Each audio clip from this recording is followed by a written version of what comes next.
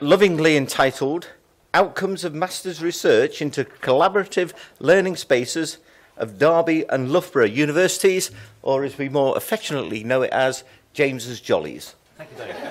Mr. James Rutherford. Thank you, Davo. Thank you. You're all right, Jimbo. That's me. And this talk this morning is basically the outcomes from an MA I've completed last year at the University of London Institute of Education, shortly to be subsumed by UCL, I understand.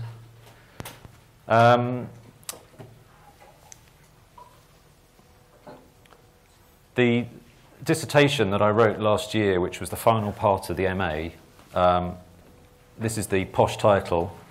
It's got the pedagogy word in there as well.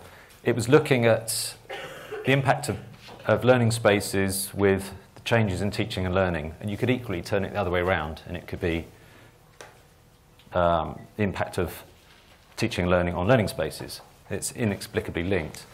So the aim of the dissertation was based on this context here. As we know, lots of universities are making changes in teaching and learning spaces to cater for the new active and collaborative learning styles that a lot of students and a lot of academics are moving towards. It's not across the board, but we know it's happening, and we talk about it quite a lot, and we've heard about it already this week. But what I specifically wanted to do was understand the views of students and staff, where this change is happening, and particularly to inform the way I move professionally within my institution, and to share that practice as well. So it was based on a research project that I had to do as part of the dissertation, and I specifically looked at the consequences of new spaces, furniture arrangements, technology to enable collaborative and active learning.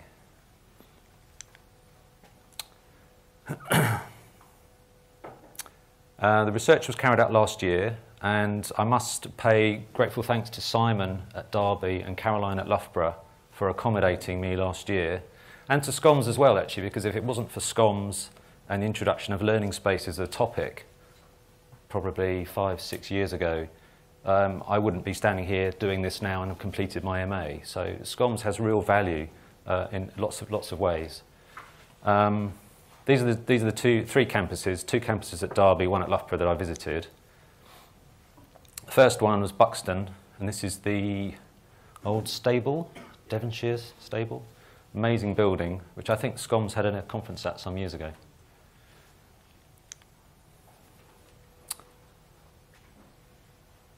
And what I did when I first went in the room is did this very complicated technical drawing I spent hours on. Just to orientate myself. The little green cross down here marks where I sat observing the class, and I just basically sketched out the room to help me remember that lesson that I observed and who sat where. I marked how many students sat at different tables and what the technology was, and just to help me remember the space afterwards. I also took photographs. It's quite an interesting space with a column in the middle of the room. Dual screen projection, and our friend the plectrum table, which some people call a curvilinear table. 2-metre equilateral triangle, so that was good to see.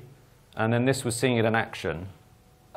This was a group of sports science undergraduates. They weren't actually what you'd call engaged in group work, but they were being spoken to by a tutor and understanding how people who are with disabilities or people who are quite old and infirm have trouble getting up and out of chairs. And what was interesting was that the chairs were all on casters. So it was quite challenging for the students, and they had to fold their arms and stand up. So that was quite an interesting activity to observe. And then the second class was a much smaller group of students studying event management, I think it was. Notice this student here at the front.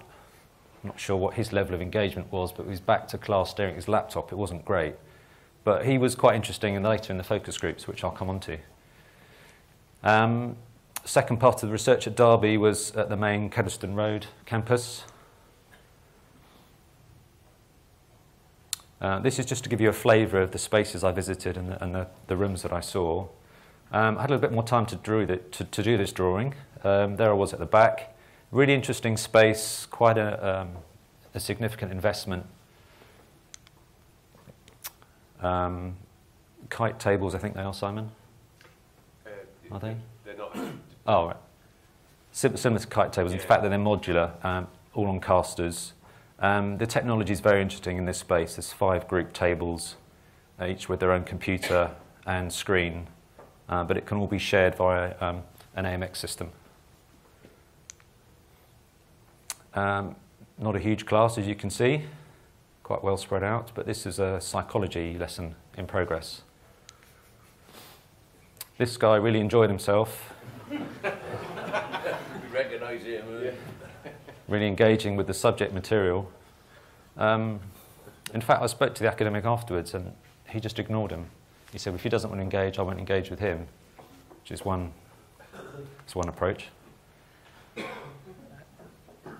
And just to give you a flavour of what I saw at Loughborough, this is the design school, which was completed about 3 years ago, I think. Caroline, is that right? Sorry? Completed about 3 years ago? Yeah. And the research basically focused on 2 spaces. One was a collaborative seminar space, and I sat a number of classes in there. This was an English class who were actually doing group presentations, so that was really interesting to see how they operated in that space. Just marking out where the student sat and where the tutor was. It's quite an interesting space in the way it was designed. I mean, Karen and I had a conversation about the tables and the chairs and the ventilation panels in the middle of the room, almost dividing the room in half. And it's interesting when you actually look at a room differently, what you observe and what impact that might have on the learning process. And the second day we noticed these little stickies on the walls in a number of rooms. Someone decided to go around and measure the temperature in all the spaces. So this was all part of the observation. And this is a photograph from the English class where they were in their groups and then they actually got up to do a presentation at the front.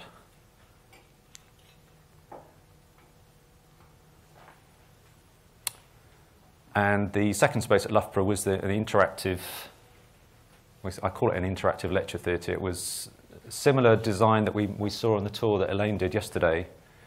I'm going to leave this rough drawing up just to show you I don't know if you can see it from here. The tutor was at the top behind the lectern, and this whole bank of seats not used at all. And what he did was he came in and he wrote on the glass writing board behind his head, and all the students sat as far away as possible. So I don't know how many people actually read that, ignoring the visualizer in front of him.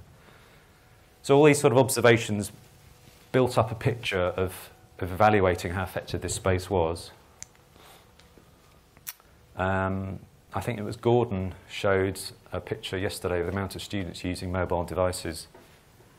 In here, there was only 1 or 2 people using laptops. It's quite interesting, the difference in how people are making notes or referring to the course material.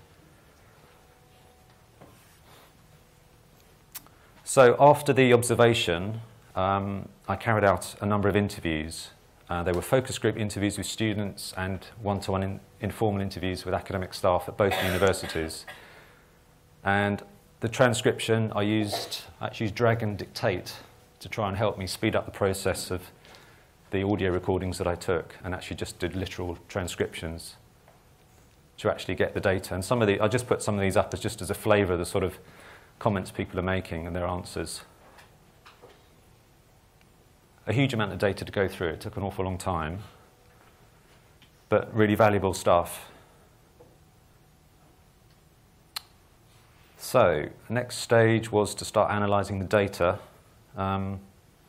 This looks a bit like Mr. Messi or Mr. Freeze, but this shows the process of data capture, transcription, coding, memoing, some people call it. Just putting clues in there to identify the data and how that will then move in towards developing themes and then analysing those themes. And then finally I had to present my findings and conclusions. Looks like the creatures out of the Matrix, I think slightly this one, but this was where all those codes then moved into themes.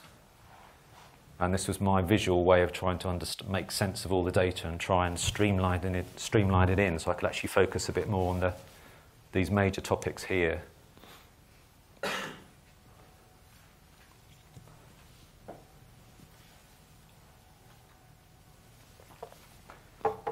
So some of the outcomes are actually quite straightforward, and we've talked about environmental issues, whether the room's too hot or too cold, whether the chair's comfortable or not, whether you can see the screen, whether you can hear the speaker.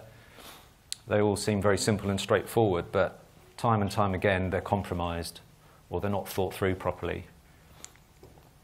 So what I'm going to just do is go through those 5 themes in real summary now. So in terms of behavioural theme, the outcomes certainly from the interviews was academics saw a lot of supportive peer relationships amongst students in these spaces. Talking in class was seen as positive and negatively. I think one academic at Loughborough said, even though students are talking, I'm not concerned because they're probably talking about the issue of that particular lesson. But there obviously is an issue there. These layouts do lend themselves to discussion and debate, so that has to be managed. Social loafing was a term that Caroline and I discovered at Loughborough. There's a little clue who's social loafing there. The Facebook issue. Not very engaged, but social loafing, the term, is people in a group situation on the periphery. They're floating around the outside, relying on other people contributing, and they're just stepping back a bit, sometimes getting involved, sometimes not. And that is something to be managed as well. On the positive side, movement was far easier, as we know. Serried ranks of rows of tables does not allow movement. Something that came very very strongly was informality, was the real preference from students. At both universities and all the groups, they preferred informality. And generally, right across the board, greater levels of engagement were seen. And that came across from academics and the comments from students.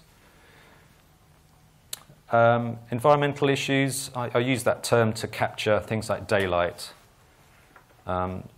Students liked daylight, academics liked the idea of daylight in terms of them being alert and being connected. You're aware what time of day it is depending on what the sun's doing, how much daylight there is. Acoustics, there's something about distractions from noisy ventilation or windows open next to machinery.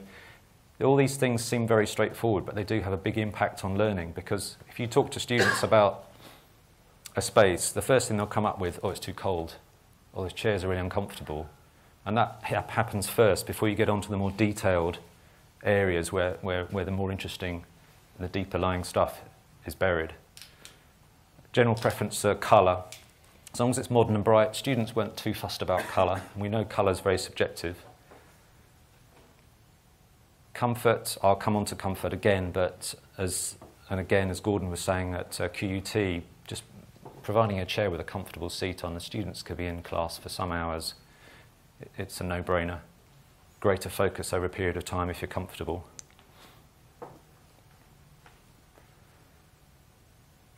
So in terms of the theme of pedagogy, the pedagogical aspect, these are the comments and feedback from academics that they've seen students engaging more actively in exploratory learning.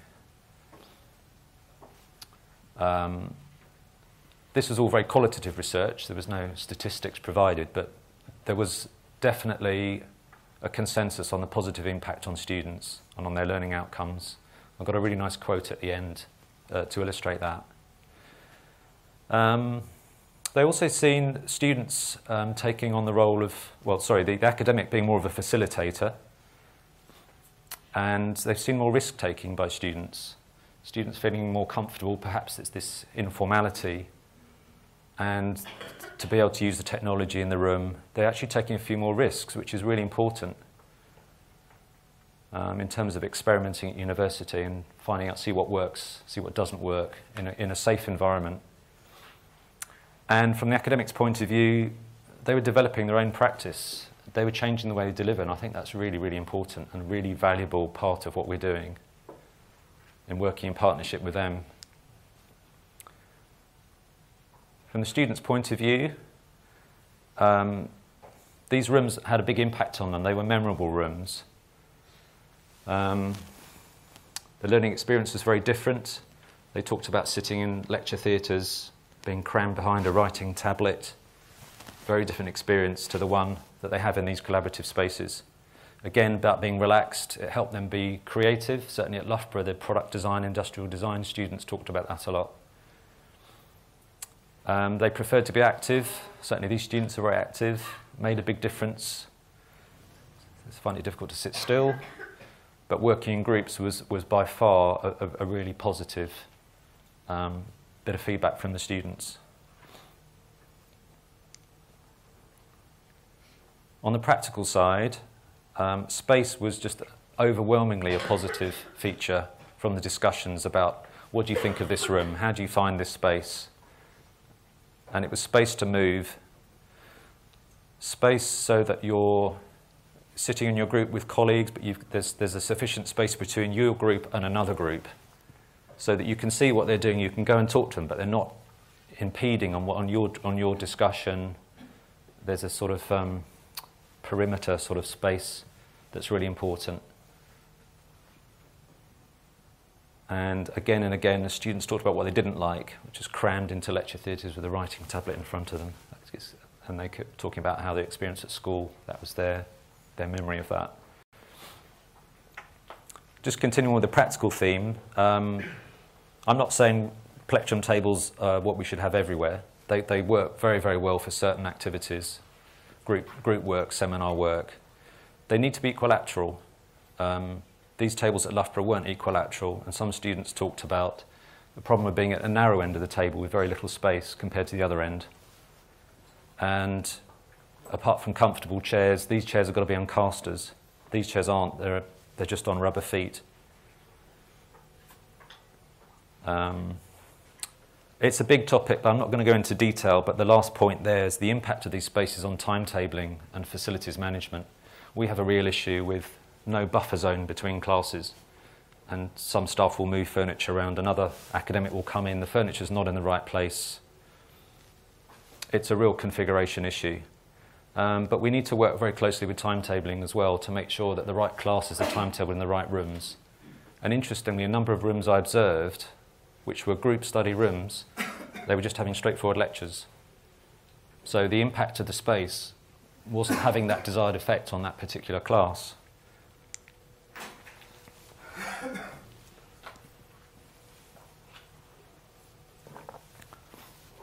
I have mentioned to a couple of suppliers that the most valuable technical resource you can provide is a writing surface, which is quite a cheap alternative to lots of technology that goes into space. But coming from the students particularly, having lots of writing surfaces was incredibly valuable.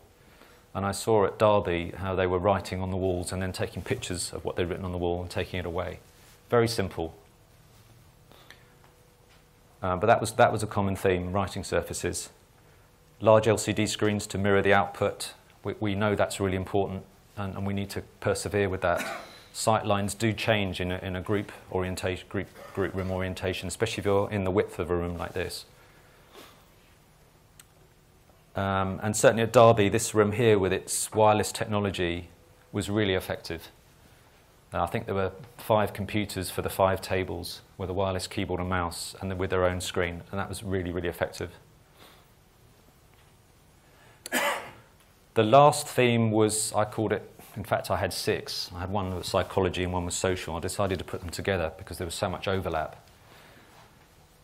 A big issue was confidence in students. Particularly, in fact, this group here who I had an interview with afterwards, they were very, very talkative, very honest about the space, and saying how the confidence they built up with working in this type of room, that level of confidence they then took to other classes, which I think is really valuable, a really important facility of these rooms and really important for them. They didn't have to stand up at the front and present. Lots of people don't find that comfortable, particularly students. So they're able to present from their group table, and the output from their workstation was then mirrored around the room. So I think this is where technology and the layout can really help students develop their presentation skills as well as their ability to work collaboratively. So confidence was a real common theme.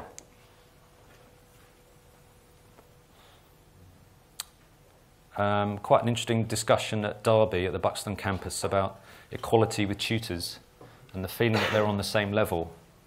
And there's a photograph here of a tutor sitting with the group, and he would do that. He went round the different groups who were in the room and sat with them and talked to them about the project work that they were engaged in.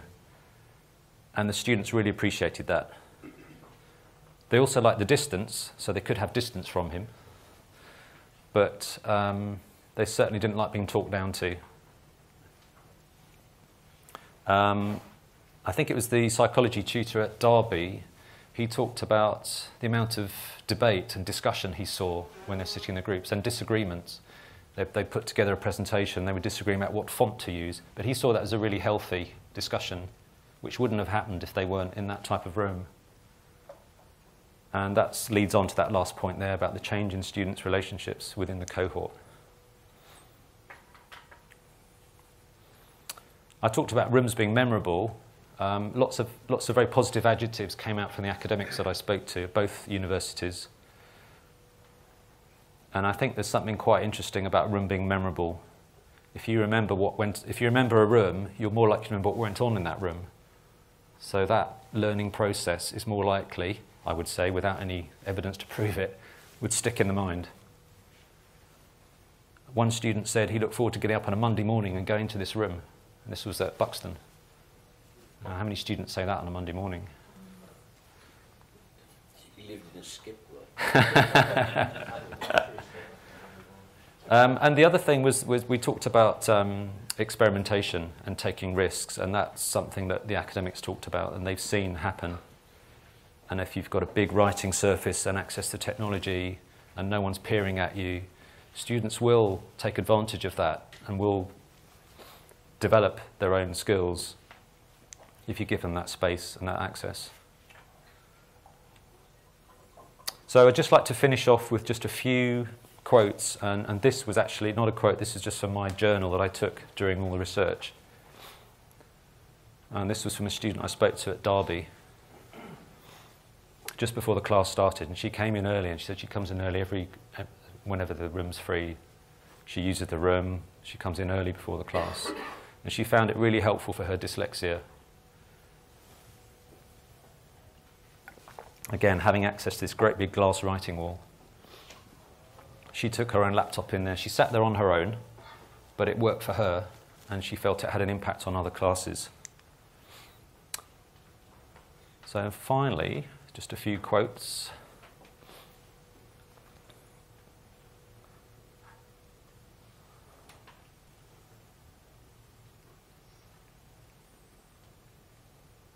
And I think that rooms don't have to be expensively fitted out. I mean, you can make major changes with minor costs. There's no magic wand. This isn't rocket science, but it can make a big, big difference. And judging by the responses from academics, it was really positive to actually hear those that engaged with it and those that are thinking about changing the way they deliver their classes, simply because the room offers that potential.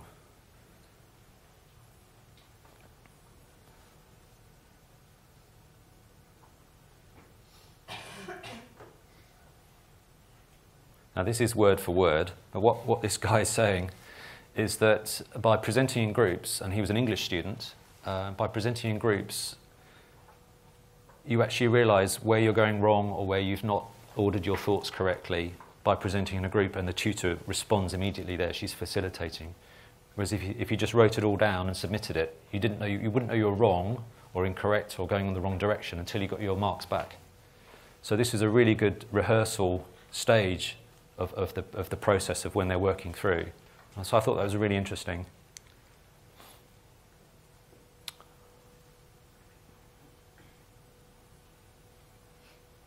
And this was the gold nugget that I talked about earlier from an academic at Loughborough in terms of what she's seen, what the impact has been.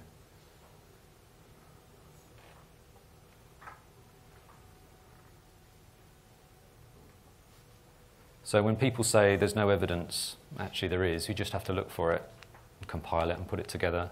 But that's quite that's quite a strong statement. And that's that. Thank you very much.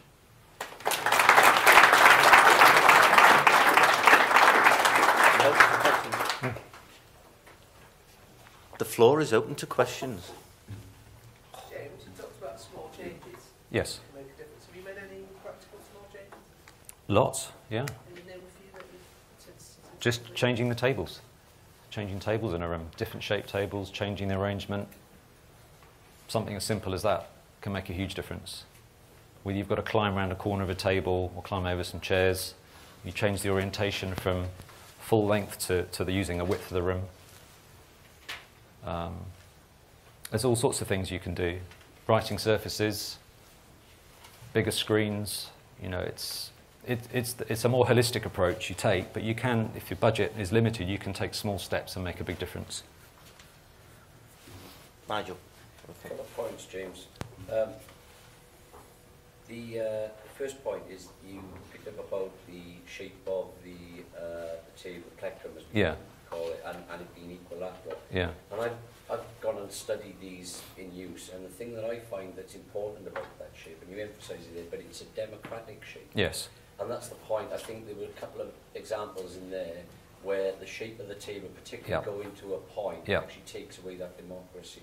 And the other thing is that in some, and I wasn't sure, it's hard to judge from a photograph, but the room in Derby that had them in with it seemed to me that it could have lost one or two tables because it looked very tight. And I think if you're going to develop a collaborative space, you have to build into that space the ability to manoeuvre. Yes. And you alluded to that in your talk, but you know, if a lecturer is going to go away from traditional teaching to group collaborative work, if they can't work the room, it fails, you miss the objective. And I've actually got first-hand experience of that and had to reduce the capacity in a room by 30% to achieve that maneuverability. And I think part of the issue with that space was all the tables on wheels. So they're easily moved to the wrong place. Yeah. Easy move to the right place, but easy move to the wrong place. Or just having too much in there. Yeah. No, there was. And from the sketch, it was further back, you could see how close they were together. And once you add a chair and a big student. Just one more question from the back. You talked about your approach very much from a student perspective. Did you get much feedback from an academic point of view in terms of the social impact, the psychology behind actually being in a space and being in amongst the students? And it's a very different way of teaching from what they've been used to. What's the impact on the academic? Did you get much from that? It was very, very varied. Some talked about developing their own emerging practice. Some talked about changing their delivery. One tutor talked about what a fantastic experience it was, but then he would be timetable in another room, which is a straightforward lecture theatre, and he had to change his delivery completely, and he found that really frustrating. Some talked about the management issue and the talking in class, and he would put students in particular groups that didn't know each other. They weren't a social group, so he thought they were more effective if they didn't know each other. They chat less. But others said the other way. So I think it was at Loughborough, they said, well, we just let them get in their own groups because they know each other, they're more likely to get on and work together. So there's no consensus, but I think what was clear was I haven't talked about staff development, and I know there's a lot goes on at these two universities, but that's key to the success. Some academics will develop themselves, others need a lot more assistance. One academic who was quite nervous about the space said it actually made him think about how his office was laid out. And now that's actually quite good, because he's got him thinking about space generally, not just the academic space, but where he works and the tutorials that go on in that space. Okay. Go on, just finally. Thanks. Does the collaboration, or rather, does the technology have to be wireless for the purposes of small group collaboration? I think it's preferable. Why? Otherwise you're rooted to the screen. Certainly in the Derby space, the keyboard and the mouse, I think the keyboard had an integrated mouse. I can probably make a comment on that. When you have wired technology, the furniture becomes locked down. you don't end up with the flexible space at all. It ends up being all the flexible space that doesn't move. Yeah. So as soon as you're hardwired with data and power, you need flexible loop. And the room then only works in one mode.